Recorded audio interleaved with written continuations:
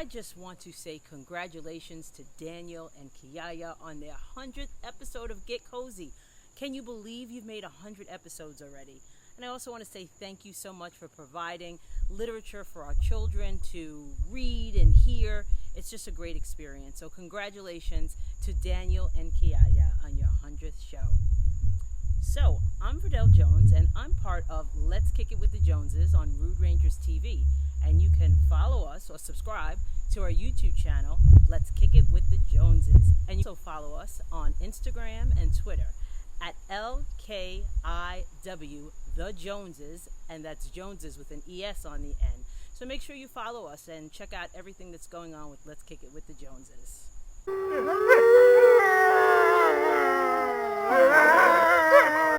Today on Let's Get Cozy, we're going to be sharing another classic book celebrating another huge milestone. Kiyaya and I are huge fans of Dr. Seuss's, and nothing surpasses a book that I loved so much when I was a kid. That's right, celebrating over 65 years in print, Horton Hears a Who. Sit back, relax, let's get cozy. It's story time with Kiyaya and Daniel.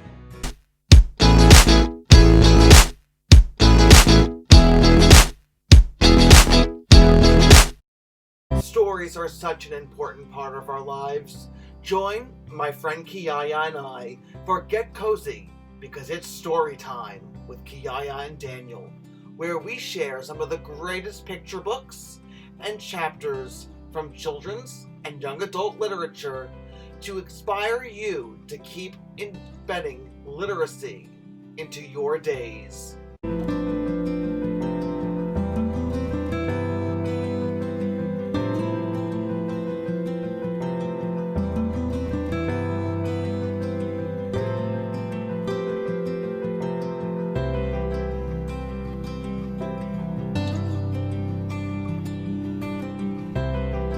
On the 15th of May, in the jungle of Newell, in the heat of the day, in the cool of the pool, he was splashing, enjoying the jungle's great joys, when Horton the elephant heard a small noise.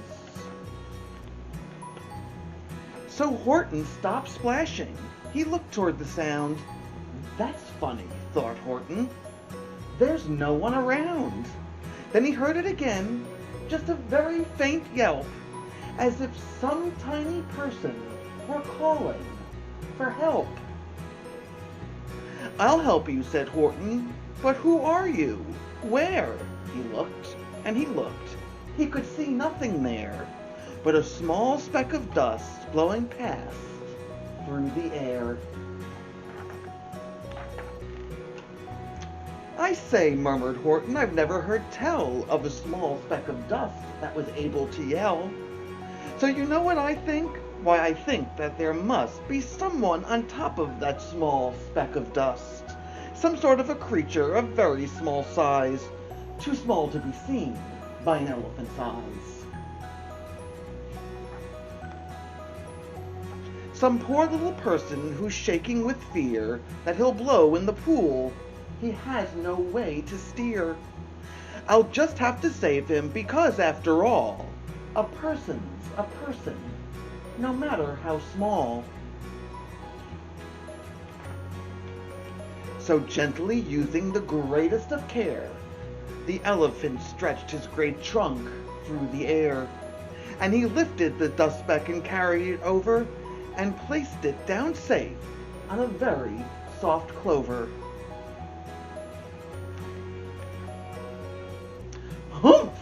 Humphed a voice. 'Twas a sour kangaroo, and the young kangaroo in her pouch said, "Too." Why, that speck is as small as the head of a pin. A person on that? Why, there never has been. Believe me, said Horton, I'll tell you sincerely. My ears are quite keen, and I heard him quite clearly. I know there's a person down there, and what's more, quite likely there's two, even three, even four.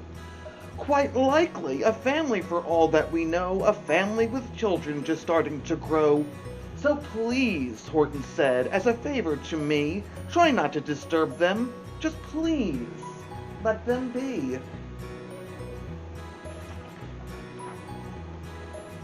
I think you're a fool, laughed the sour kangaroo, and the young kangaroo in her pouch said, You're the biggest blamed fool in the jungle of Nool, and the kangaroos plunged in the cool of the pool. What terrible splashing, the elephant frowned. I can't let my very small persons get drowned. I've got to protect them, I'm bigger than they. So he plucked up the clover and hustled away. Through the high jungle treetops, the news quickly spread. He talks to a dust speck. He's out of his head. Just look at him walk with that speck on that flower. And Horton walked worrying almost an hour. Should I put the speck down? Horton thought with alarm. If I do, these small persons may come to great harm. I can't put it down, and I won't, after all. A person's a person, no matter how small. Then Horton stopped walking. The speck voice was talking. The voice was so faint he could just barely hear it. Speak up, please, said Horton. He put his ear near it. My friend, came the voice, you're a very fine friend. You've helped all us folks on this dust speck no end. You've saved all our houses, our ceilings and floors. You've saved all our churches and grocery stores. You mean, Horton gasps, you have buildings there too? Oh yes, piped the voice, we most certainly do. I know, called the voice, I'm too small to be seen, but I'm mayor of a town that is friendly and clean. Our buildings to you would seem terribly small, but to us who aren't big, they are wonderfully tall. My town is called Whoville, for I am a Who. And we Whos are all thankful and grateful to you. And Horton called back to the mayor of the town, You're safe now, don't worry, I won't let you down.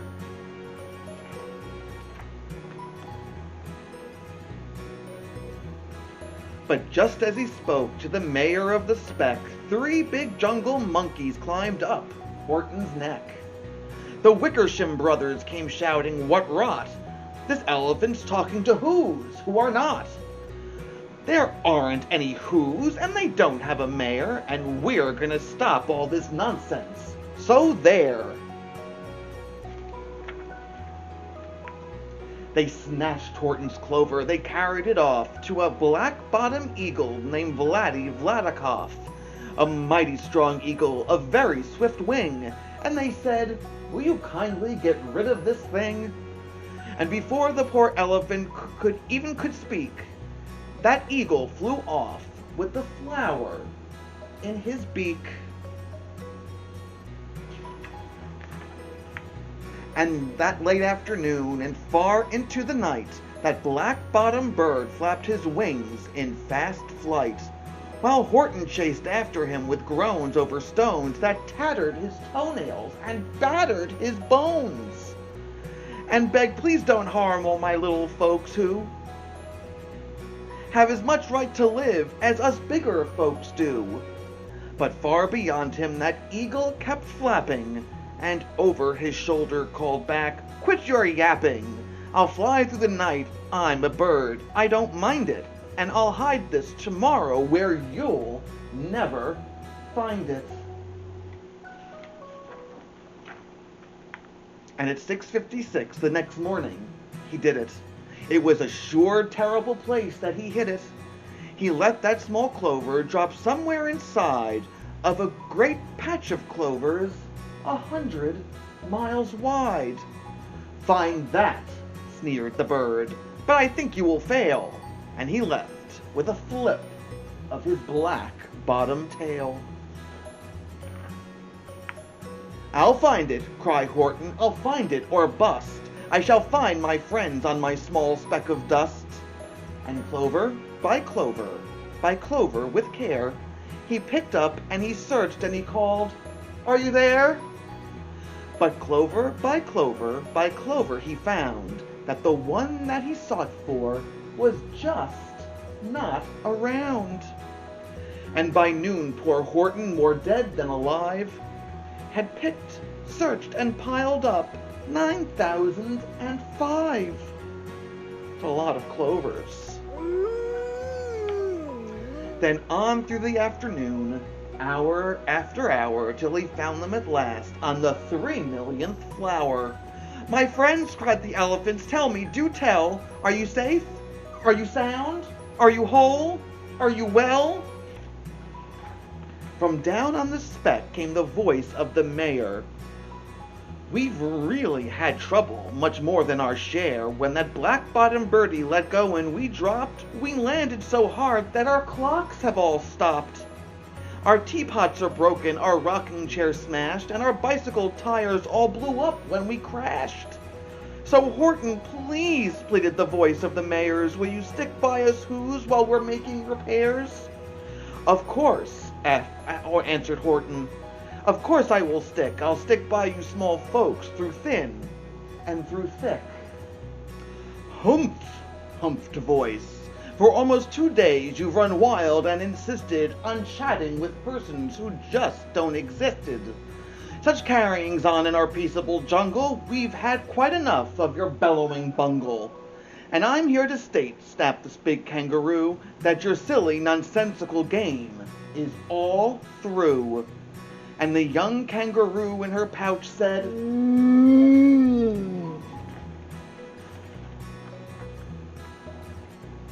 With the help of the Wickersham brothers and dozens of Wickersham uncles and Wickersham cousins and Wickersham in-laws whose help I've engaged, you're going to be roped, and you're going to be caged. And as for your dust-specked, that we shall boil in a hot steaming kettle of bezel nut oil. Boil it? Gasped Horton. Oh, that you can't do. It's all full of persons. They'll prove it to you. Mr. Mayor, Horton called. Mr. Mayor, you've got to prove now that you really are there. So call a big meeting, get everyone out. Make every who holler, make every who shout. Make every who scream. If you don't, every who is gonna end up in a bezel nut stew. And down on the dust speck, the scared little mayor, quick, called a big meeting in the Whoville town square. And his people cried loudly, they cried out in fear, We are here, we are here, we are here, we are here!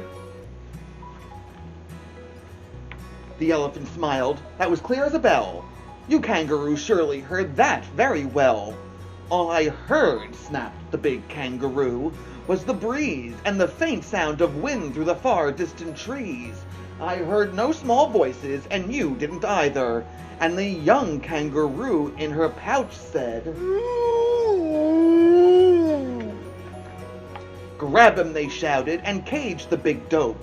Lasso his stomach with 10 miles of rope. Tie the knots so tight that they'll never shake loose. Then dunk that dumb speck in the bezel nut juice. Horton fought back with great vigor and vim, but the Wickersham gang was too many for him. They beat him, they mauled him, they started to haul him into his cage. But he managed to call to the mayor, Don't give up, I believe in you all. A person's a person, no matter how small. And you very small persons will not have to die if you make yourselves heard. So come on now and try. The mayor grabbed a tom-tom, he started to smack it, and all over Whoville they whopped up a racket. They rattled tin kettles, they beat on brass pans, on garbage pail tops, and old cranberry cans. They blew on bazookas and blasted great toots, on clarinets, oompas, and boompas, and flutes.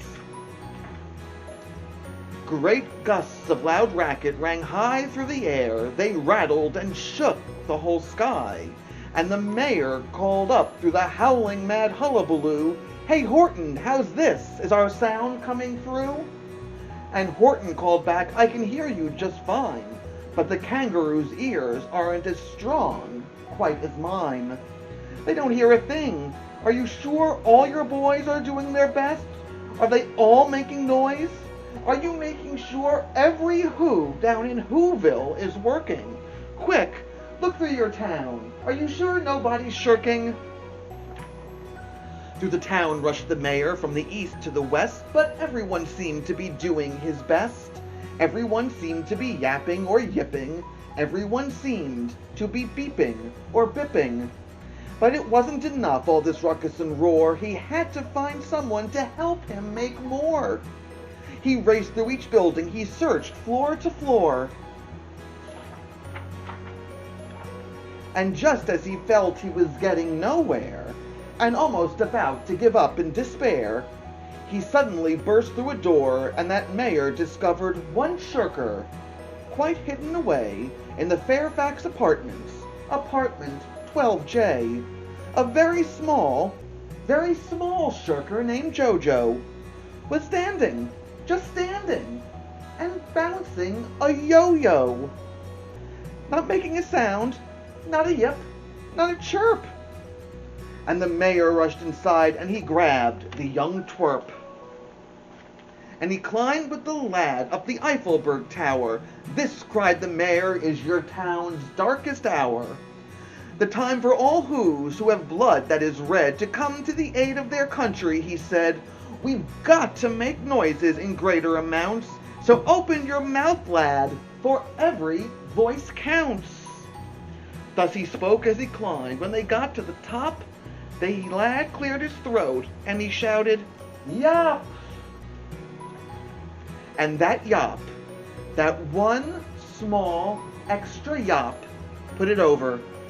Finally, at last, from the speck on that clover, their voices were heard. They rang out clear and clean, and the elephant smiled. Do you see what I mean? They've proved they are persons, no matter how small, and their world was saved by the smallest of all. How true, yes, how true, said the big kangaroo. And from now on, you know what I'm planning to do? From now on, I'm going to protect them with you. And the young kangaroo in her pouch said,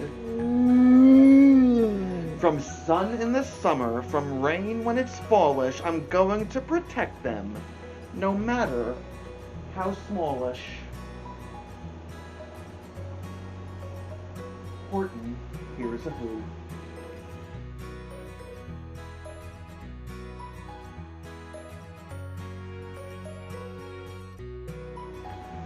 I love that story, Kiyaya, and you play the part of the little kangaroo very well. I hope you enjoyed Horton Hears a Who as much as I've enjoyed sharing this incredible Dr. Seuss story with all of you. But now, Kiyaya and I have come to the favorite part of our show. That's right, let's get crafty. And nothing says arts and crafts like paper bag puppets. Follow the directions on this website. Create your own Horton the Elephant puppet. Share your finished creations with us on our social media at Stitching Wolf on Facebook and Instagram, or send them to us through email. Send them to getcozy@stitchingwolfdesigns.com. We look forward to seeing you for another episode of Get Cozy. It's story time with Kiyaya and Daniel. Stay safe, stay healthy, and remember, reading is power.